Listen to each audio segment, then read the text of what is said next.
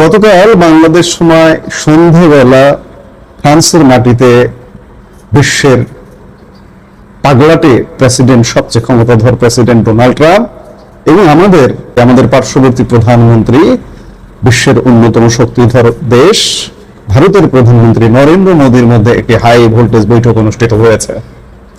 এবং এই বৈঠকের ফলে এই যে প্রায় 1 বছরের বেশি সময় যাবত ভারত এবং মার্কিন যুক্তরাষ্ট্রের মধ্যে যে বাণিজ্য চুক্তি ঝুলে আছে, সেই চুক্তিটা হবার পথে।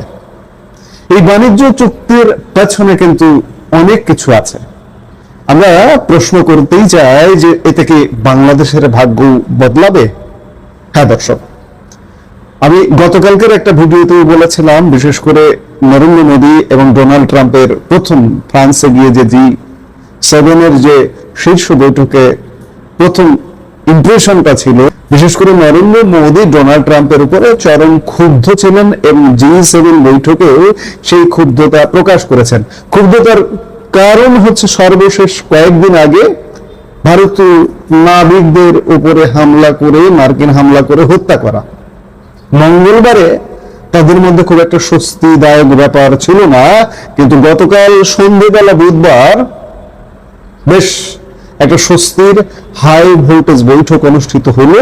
এবং 1 বছরের বেশি সময় যাবৎ ভারত আমেরিকা যেমন বাণিজ্য চুক্তি নিয়ে ঝুলে আছে, ঠিক তেমনি বাংলাদেশের ভাগ্যও কিন্তু ঝুলে আছে।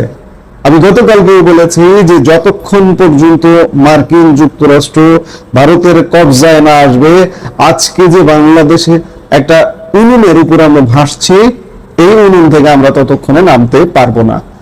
এই জন্যই আমরা আশাবাদী হয়ে উঠছি যে ভারত আমেরিকা যদি চুক্তি হয়, এই চুক্তির পেছনে অনেক কিছু আছে। এখানে আঞ্চলিক নিরাপত্তা আছে, ইন্দো প্যাসিফিকের রাজনীতি আছে, আমাদের বঙ্গোপসাগরের রাজনীতি আছে, এখানে চীনের প্রভাবের ব্যাপার আছে, নানান কিছু আছে। আর এই নানান কিছু মিলিয়ে ভারত আমেরিকা যদি একসাথে কাজ করতে সম্মত হয়, মাঝখানে আমরা আছি, এই মাঝখানে আমাদের ভাগ্যের পরিবর্তন হতে পারে। আর তাই তো গতকাল থেকে এখন পলিটিক্স এবং গ্লোবাল ইকোনমির মঞ্চে এখন একটাই আলোচনা, ডোনাল্ড ট্রাম্প আর নরেন্দ্র মোদীর ঐতিহাসিক হাই ভোল্টেজ সেই বৈঠক। ফ্রান্সের G7 সামিটের সাইডলাইনে দুই নেতার এই হাই ভোল্টেজ বৈঠকের পর ট্রাম্প সরাসরি ঘোষণা করেছেন ভারত ও আমেরিকা একটি অত্যন্ত বড়সড় দ্বিপাক্ষিক বাণিজ্য চুক্তি একেবারে শেষ প্রান্তে এসে দাঁড়িয়েছে। অর্থাৎ খুব শিগগিরই সই হতে চলেছে ভারত মার্কিন মেগা ডিল।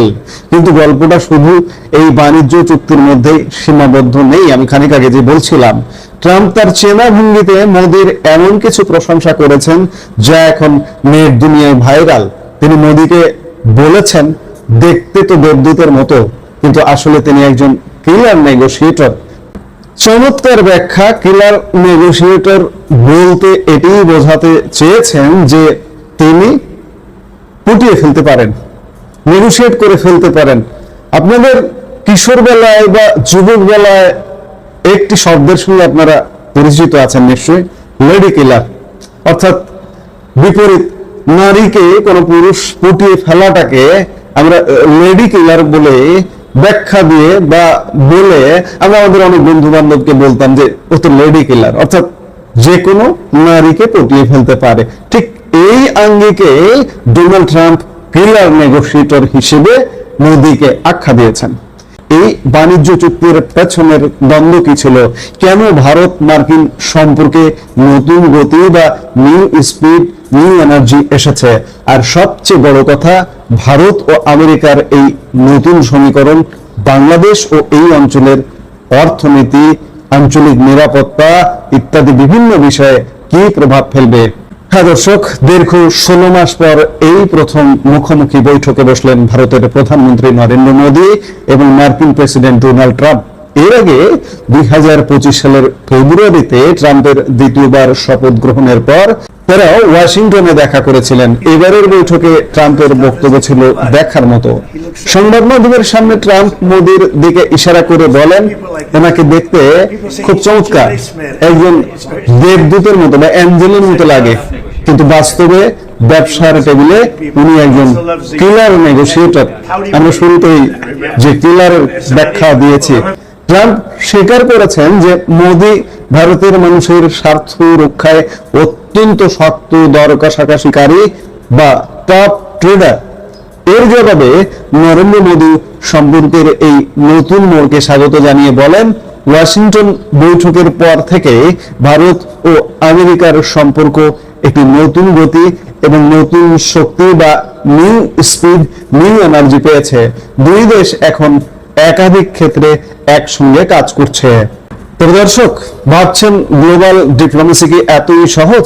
মোটেও না।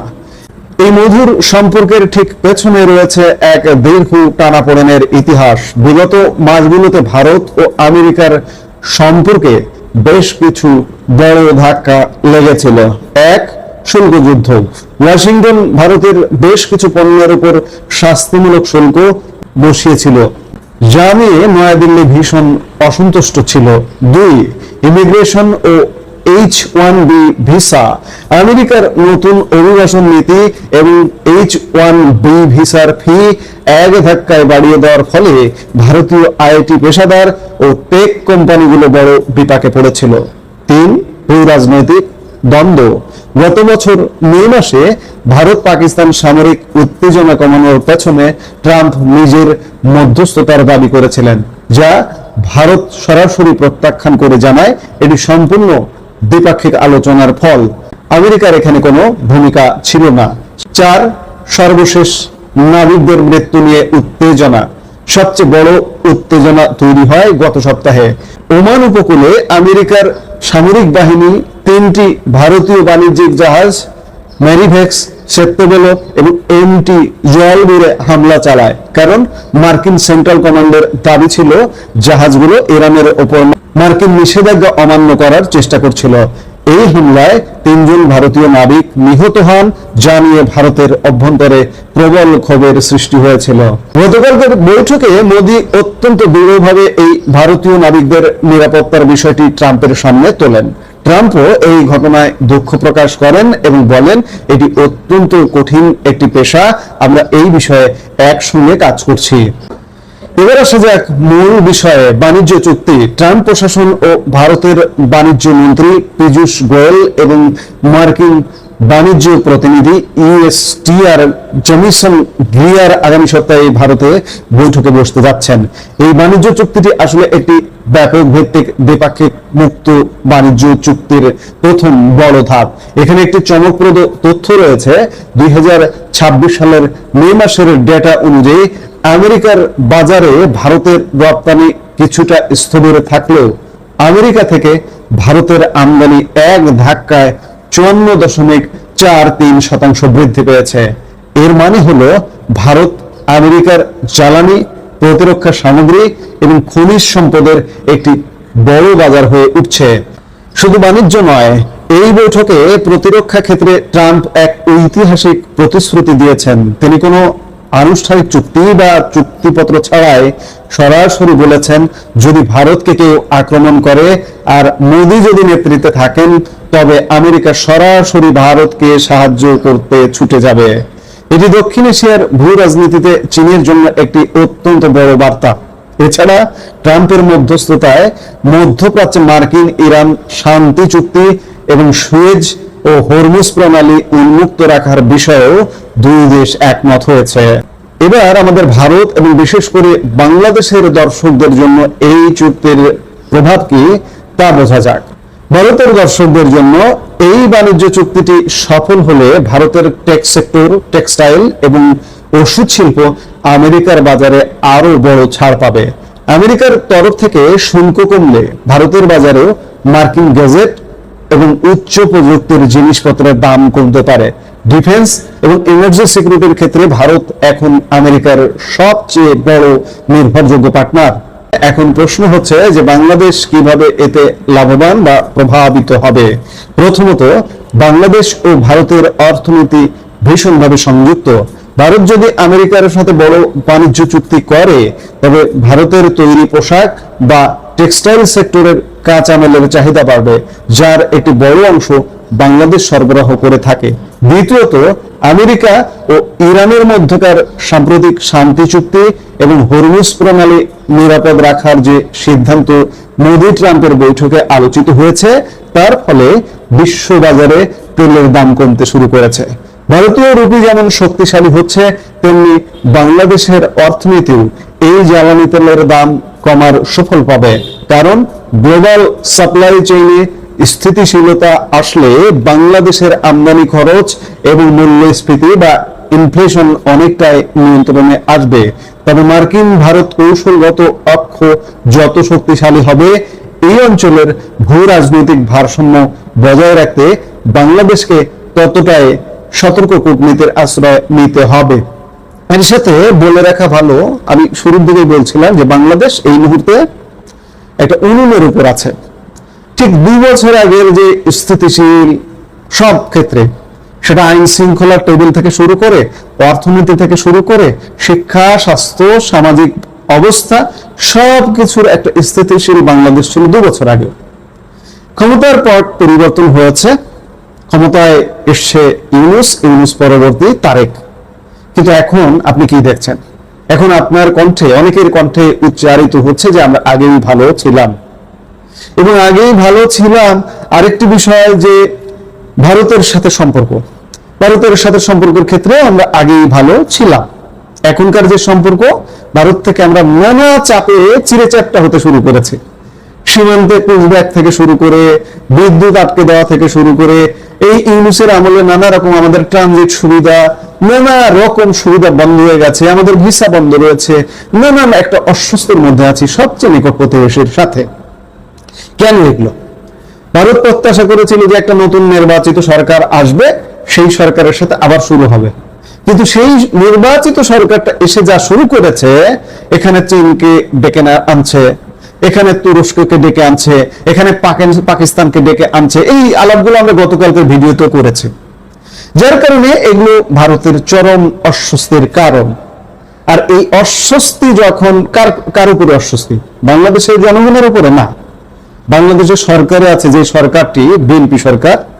এই অস্বস্তি থেকে একটা ক্লিয়ার কাট কথা বলি, ভারত ইতিমধ্যেই ডিসাইডেড যে বিএনপি সরকারের সঙ্গে আসলে আমাদের কাজ হবে না। বিএনপি আমাদের আসলে বন্ধু নয়। বিএনপি বারবার 2001-06 রূপটা আবারও প্রকাশ করছে এবং এবার আরো বেশি প্রকাশ করছে। এই জন্য বিএনপি সরকারের সাথে কাজ হবে না। তাহলে কি করতে হবে? 2 বছর আগে কোন সরকার ছিল সেটি বিষয় না, যেটি ছিল আওয়ামী লীগ সরকার ছিল, সেই আওয়ামী লীগের সাথেই কাজ করতে হবে। আমেরিকা যদি ভারতের কবজায় থাকে, তাহলে বাংলাদেশের শাসন পরিবর্তন ওয়ান্টুর ব্যাপার। আপনারা অনেকে বলেন যে বাংলাদেশে কে শাসন ক্ষমতায় থাকবে? আজকে বিএনপি সরকার বাংলাদেশে কি ভোটে নির্বাচিত সরকার? সমঝোতার সরকার। কোথা থেকে? ক্যান্টনমেন্ট থেকে শুরু করে আন্তর্জাতিকভাবে সব জায়গা থেকে সমঝোতার সরকার, ভোটের সরকার নয়। কাজে বাংলাদেশের সরকার কিভাবে গঠিত হয় এটা একটা শিশু বোঝে। সেই জায়গা থেকে আজকে উনুনের উপর যে আমরা বসে আছি, এই উনুন থেকে আমরা নামতে পারবো। ভারত আমেরিকা এই হাই ভোল্টেজ বৈঠকটা গতকালকে অনুষ্ঠিত হয়েছে। এটি নিঃসন্দেহে ইতিবাচক বাংলাদেশের জন্য। এই ইতিবাচক প্রক্রিয়াটা কোন প্রক্রিয়ায় বাস্তবায়ন হবে সেটি এখন দেখার বিষয়। দর্শক, ডোনাল্ড ট্রাম্পের এই কিলার নেগোসিয়েটর নরেন্দ্র মোদীর সাথে আমেরিকার এই নতুন বাণিজ্য চুক্তি গ্লোবাল ট্রেড পলিটিক্সে কোন দিকে নিয়ে যায় সেটাই এখন দেখার বিষয়। ভারতের শক্ত অবস্থান এবং আমেরিকার নমনীয়তা কি সত্যি বিশ্ব অর্থনীতিতে নতুন জোয়ার আনবে, সেটি এখন দেখার বিষয়। আমরা নিশ্চয়ই দেখব যে সামনে কি হতে যাচ্ছে। এই মুহূর্তের ভিডিও থেকে বিদায় নিতে চাইছি। দেখা হবে পরবর্তী ভিডিওতে। সে পর্যন্ত সবাই ভালো থাকুন, সুস্থ থাকুন। আমাদের ভিডিওগুলো নিয়মিত পেতে সাবস্ক্রাইব করুন সাজ্জাদ কাদির ইউটিউব চ্যানেল এবং লাইক, কমেন্ট, শেয়ার করে সাথে থাকুন। এই মুহূর্তে কথা বলতে এসেছি তারেক রহমানের উপদেষ্টা জাহেদুর রহমান বিমানবন্দরে আটক। এই আটক নিয়ে গতকাল মধ্যরাত থেকে একটা তোলপাড় পড়ে গেছে। কেন আটক হলেন জাহিদুর রহমান, কেন আটক হলেন, সেই আলাপ করবার আগে আমরা চলুন জাহিদুর রহমানের একটা ভিডিও দেখে আসি। এরকম শত শত অসংখ্য ভিডিও, তারপরে আলাপটায় যাই। তার মানে যেটা বলতে চাইছি, প্রয়োজন আসলে ডিটারমাইন করে কারোর সাথে সম্পর্ক কি হবে। ভারত আজও সেই জিনিসটা বোঝে নাই, এবং এই যে ইগো ধরে রাখা, মানে একটা, আমরা যখন বেড়ে উঠি বয়সে আস্তে আস্তে আমাদের ব্যক্তিরও ইগো কমে যায়, স্কুলের বাচ্চাদের মতো। ভারত স্কুলের বাচ্চাদের মতো করছে, এবং এটা করতে করতে কি হয়েছে আমরা তো দেখলাম, কোন একটা দেশ এখন তার পক্ষে আর নেই। বাংলাদেশও তার পক্ষে কখনোই ছিল না, অন্তত একটা রেজিম ছিল তার পক্ষে, যাকে দিয়ে সে যা তা করাতে পারত। ওটা পতনের পর তাদের বাস্তবতার মাটিতে নেমে আসা দরকার ছিল, তাদের পররাষ্ট্রনীতি রিএভ্যালুয়েট করার কথা ছিল, রিঅ্যালাইন করার কথা ছিল আমাদের সাথে। It is nothing. এখনো তৃতীয় শ্রেণীর ইগো নিয়ে চলছে, যেটাতে তাদের ক্ষতি ছাড়া ভালো কিছু হবে। ভারতের পাচেটে ক্ষমতায় যাওয়া তো দূরেই থাকুক, ক্ষমতায় যদি যায় গিয়ে চাটতে থাকে, সে ক্ষমতাচ্যুত হবে। দর্শক দেখলেন তো, জাহিদুর রহমান আপদমস্তক এবং ভারত বিরোধী মানুষ, সারাদিন বসে বাংলাদেশের মাটিতে বসে ভারত বিরোধিতার জিকির তোলেন, এবং এই জাহিদুর রহমান ভারতের সাথে চোখে চোখ রেখে কথা বলতে চান, যার কারণে গতকাল জাহিদুর রহমানের চোখ কানা করে দিয়েছে ভারত। এটি উপযুক্ত প্রাপ্য ছিল। জাহিদুর রহমানের এত ভারত বিরোধিতা আমি চিন্তা করে পাই না, তিনি ভারতে যান কেন? তারেক রহমানের উপদেষ্টা কারা? দর্শক আপনারা একটু দেখুন, বাংলাদেশ বিরোধী, বাংলাদেশের স্বাধীনতা বিরোধী মানুষই তারেক রহমানের উপদেষ্টা। এই জাহিদুর রহমানের একটা ভিডিও আমি এই মুহূর্তে দেখাবো না, আপনারা হয়তো ওই সময়ের ভিডিও, তার একটা ইউটিউব চ্যানেল আছে, গিয়ে দেখলে খুঁজে পাবেন, যদি সে প্রাইভেট করে না দেয় কিংবা ডিলিট করে না দেয়। 5 ফেব্রুয়ারি 2025 32 ভাঙ্গার দিনে জাহিদুর রহমানের উল্লাস। জাহিদুর রহমান 32 ভাঙ্গায় উল্লাস করেন। ধানমন্ডি 32 আমাদের স্বাধীনতা মুক্তিযুদ্ধের আতুরঘর। এই ধানমন্ডি 32 থেকে আমাদের এই বাংলাদেশ, আজকের যে বাংলাদেশে আমরা বসে আছি, আজকের যে বাংলাদেশে প্রধানমন্ত্রী তারেক রহমান, যে প্রধানমন্ত্রীর তার উপদেষ্টা জাহিদুর রহমান, এই 32 থেকেই পরিকল্পনা হয়েছিল যে বাংলাদেশ একটা স্বাধীন বাংলাদেশ হতে হবে। সেই 32 ভাঙ্গাকে উল্লাস করেন। বঙ্গবন্ধুকে যারা মানেন না, তারা স্বাধীনতাকে মানেন, মুক্তিযুদ্ধকে মানেন। এটিকে আপনি বিশ্বাস করেন? আপনি বিশ্বাস করলেও আমি বিশ্বাস করি না। এই জাহিদুর রহমান সেই ব্যক্তি, তিনি গতকালকে দিল্লি বিমানবন্দরে গিয়ে উষ্টা খেয়েছেন, তাকে ঘাড় ধাক্কা দেওয়া হয়েছে, আটক করা হয়েছে। বাধ্য হয়ে বিমানবন্দর থেকে ফিরতি ফ্লাইটে দেশে ফিরে আসতে বাধ্য হয়েছেন জাহিদুর রহমান। এখন চলুন আমরা একটু বিস্তারিত দেখি যে আসলে কি হয়েছে। প্রথাগত পত্র পত্রিকার যে সংবাদ, সেগুলো দেখে আমরা একটু বুঝতে চাই যে জাহিদুর রহমানের সাথে কি হয়েছে। ভারতের নয়াদিল্লি বিমানবন্দর থেকে ক্ষোভ ও অভিমান নিয়ে বাংলাদেশে ফেরত এসেছেন বাংলাদেশের মাননীয় প্রধানমন্ত্রীর উপদেষ্টা ডক্টর জাহিদুর রহমান। হ্যাঁ, আপনারা ঠিকই শুনেছেন, ইন্ডিয়ান ওশেন রেইন অ্যাসোসিয়েশন বা IOR এর সম্মেলনে যোগ দিতে তিনি গতকাল রোববার ঢাকা থেকে দিল্লি গিয়েছিলেন, কিন্তু সেখানে তার সঙ্গে ঘটে যাওয়া এক অনাকাঙ্ক্ষিত ও অসৌজন্যমূলক আচরণের কারণে তিনি ক্ষোভ প্রকাশ করে ভারতে প্রবেশ না করে দেশে ফিরে আসার সিদ্ধান্ত নেন। উপদেষ্টার অত্যন্ত ঘনিষ্ঠ সূত্রগুলো বাংলাদেশের সমকাল পত্রিকাকে এই খবরটি নিশ্চিত করেছে। আসলে কি ঘটেছিল দিল্লি বিমানবন্দরে? কেন প্রতিমন্ত্রীর পদমর্যাদার একজন উপদেষ্টাকে ঘন্টার পর ঘন্টা বসিয়ে রাখা হলো? আর এর পেছনে ভারত সরকারের কোনো নজরদারি তালিকা বা সিকিউরিটি ওয়াচ লিস্টের হাত রয়েছে?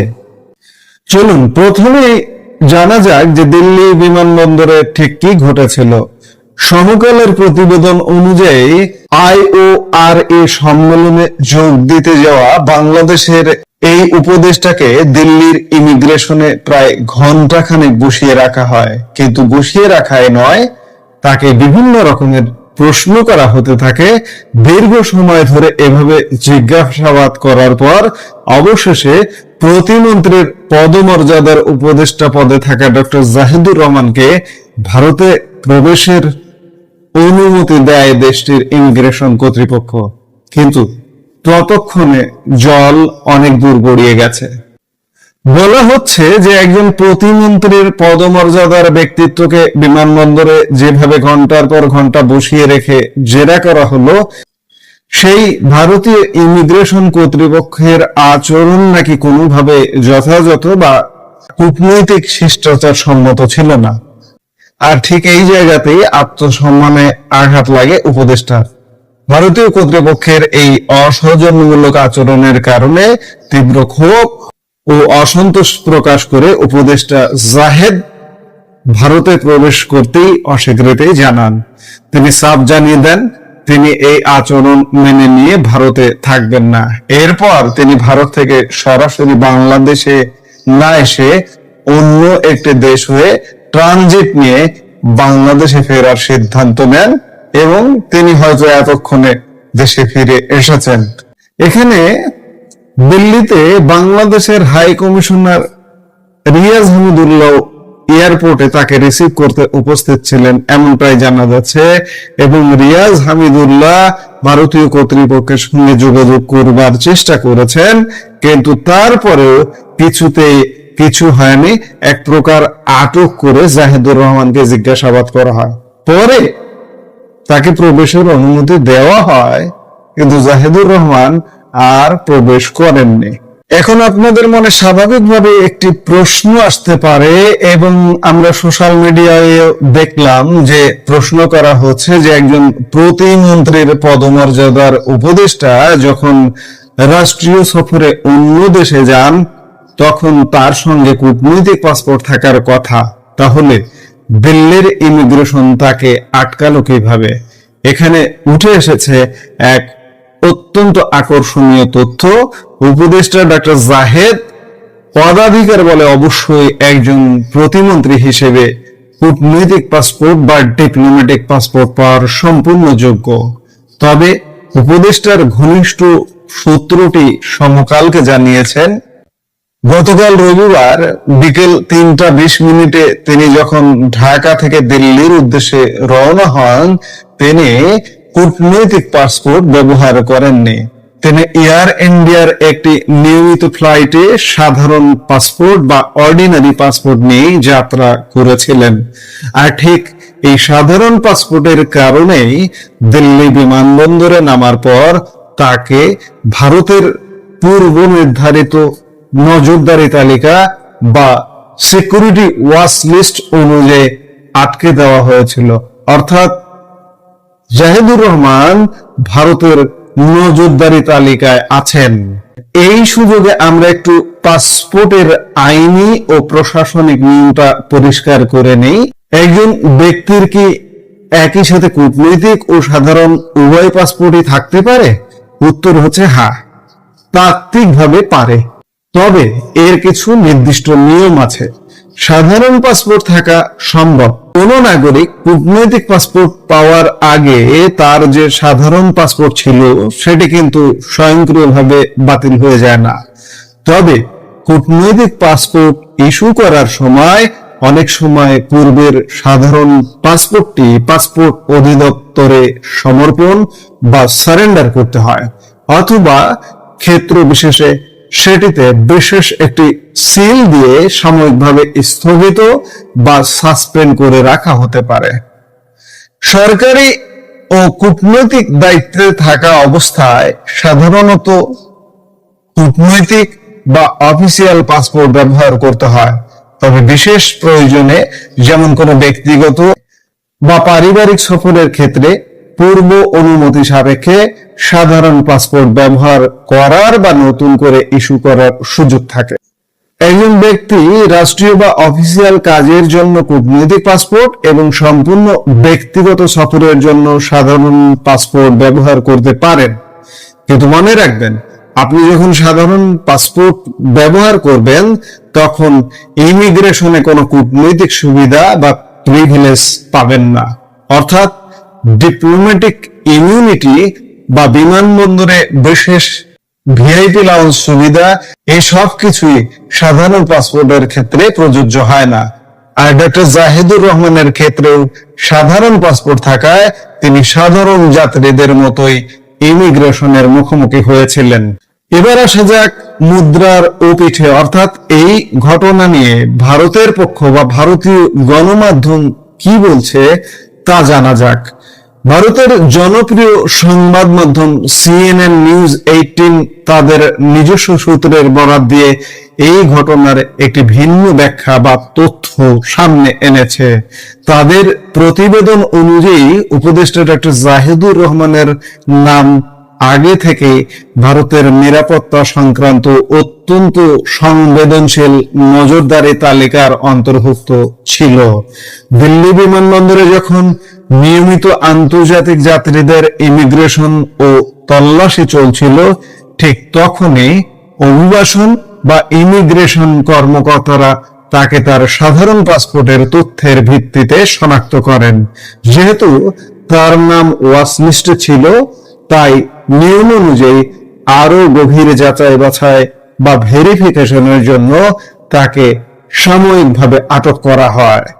নিউজ 18 এর সেই সূত্রটি আরো দাবি করেছে যে এটি মূলত একটি প্রশাসনিক ত্রুটি বা অ্যাডমিনিস্ট্রেটিভ ব্লিচের কারণে ঘটেছিল, যার ফলে জাহিদুর রহমানকে দিল্লিতে প্রবেশে সাময়িক বাধা দেওয়া হয়। পরবর্তীতে যখন ইমিগ্রেশন কর্মকর্তারা তথ্যের অসঙ্গতি বা ডিসক্রিপেন্সি গুলো শনাক্ত করতে পারেন এবং সেগুলোর সমাধান করা হয়, তখন কর্মকর্তারা তাকে ভারতে প্রবেশের জন্য সম্পূর্ণ ছাড়পত্র বা ক্লিয়ারেন্স দিয়ে দিয়েছিলেন। কিন্তু ততক্ষণে বাংলাদেশের উপদেষ্টার ক্ষোভ ও আত্মসম্মানের কারণে ঘটনা ভিন্ন মোড় নেয়।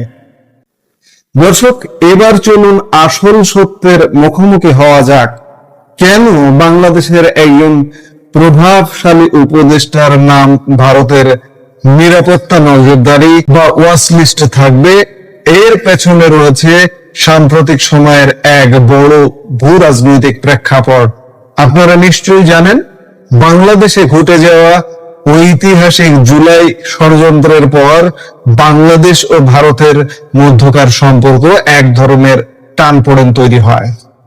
সেই ষড়যন্ত্র পরবর্তী সময়ে ভারত সরকার বাংলাদেশের বেশ কয়েকজন প্রভাবশালী ইনফ্লুয়েন্সার বা কন্টেন্ট ক্রিয়েটরের ইউটিউব চ্যানেল ভারতের ভূখণ্ডে ব্লক বা নিষিদ্ধ করে দেয়।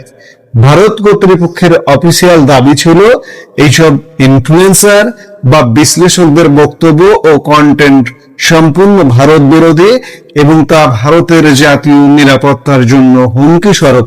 আমরা শুরুতেই জাহিদুর রহমানের যে ভিডিওটা দেখিয়েছি আপনাদের, তাতে কি ভারতের পক্ষে বা ভারত বান্ধব কোনো কথা পেয়েছেন? ভারতের বিরুদ্ধে উস্কানি উগড়ে দেওয়ার কথা আপনারা পেয়েছেন, যার দরুন জাহিদুর রহমান ভারতে কালো তালিকাভুক্ত। আর অত্যন্ত নির্ভরযোগ্য সূত্রে জানা গেছে, ভারত সরকারের তৈরি করা এই ব্ল্যাক লিস্ট বা নজরদারি তালিকায় অন্য সবার সাথে জাহিদুর রহমানের নামও অত্যন্ত গুরুত্বের সাথে রয়েছে। যেহেতু তিনি একজন বিশ্লেষক এবং তার স্পষ্ট বক্তব্য ভারতের নীতিমালার সাথে সাংঘর্ষিক ছিল, তাই তার নাম সেই তালিকায় রয়ে যায়।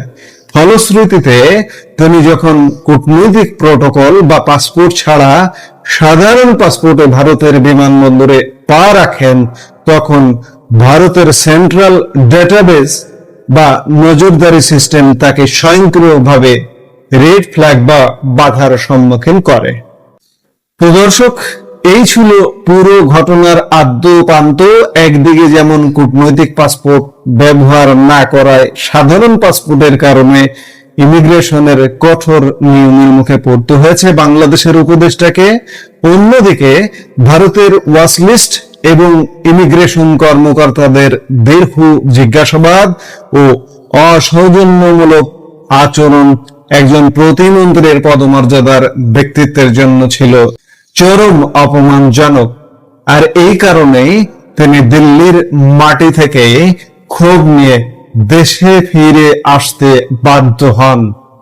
দর্শক, এই মুহূর্তের ভিডিও থেকে বিদায় নিতে চাইছি। দেখা হবে পরবর্তী ভিডিওতে। সে পর্যন্ত ভালো থাকুন, সুস্থ থাকুন। আমাদের ভিডিওগুলো নিয়মিত পেতে সাবস্ক্রাইব করুন সাজ্জাদ কাদির ইউটিউব চ্যানেল এবং লাইক, কমেন্ট